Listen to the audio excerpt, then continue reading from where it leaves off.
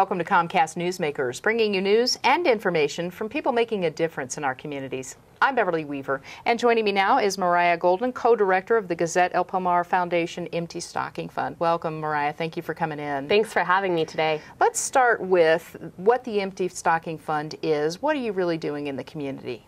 Well, the Gazette El Palmar Foundation Empty Stocking Fund is an annual holiday fundraising campaign. It runs from the day after Thanksgiving through January 13th. And it's a fundraising campaign that raises money for 15 local health and human service agencies in the Pikes Peak region.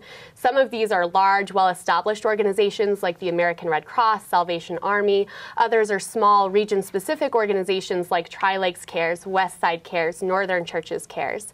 We are in our 28th campaign this year. And for the past several years, we've raised more than $1 million. That's fantastic. Let's talk about how a donor benefits really from giving to this campaign, Mariah, because you know, there's certainly that reward of being able to do something good, but what does the donor get? Well, I think in these times more than ever, donors really want to know that what they're donating is making the biggest impact possible in the community. And the Empty Stocking Fund really provides that opportunity to donors. In the first place, El Palmar Foundation and Bruni Foundation match all of the donations that are made. So each dollar grows up to 49%. And then on top of that, the Gazette and El Palmar Foundation partner so that all administrative costs in the fund are covered. So every single penny we raise goes to those 15 health and human service agencies. So donors can really know that every penny they're donating is really having an impact in the community. Yeah, most definitely. And that's nice to be able to add that extra funding. What have you heard from the recipient agencies about the feedback that they get from the Empty Stocking Fund? Well, we know that the Empty Stocking Fund is a huge help to these agencies, especially because a lot of them are seeing large funding cuts. Regular funding that they're used to receiving is not coming through anymore. And while that's happening, they have a very high or even higher need than they've seen before in serving the people in our community.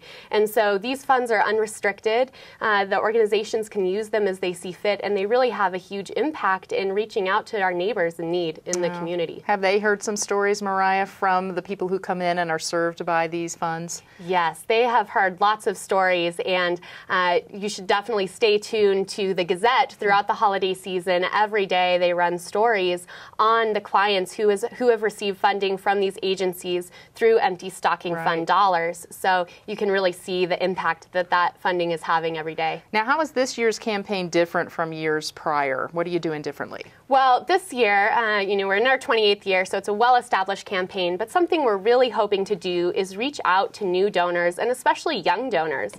Because every single dollar counts in this campaign, we really want to reach out to those in our community, and there's so many ways to do that. We're not so much looking at the dollar amount that people are donating, but the participation.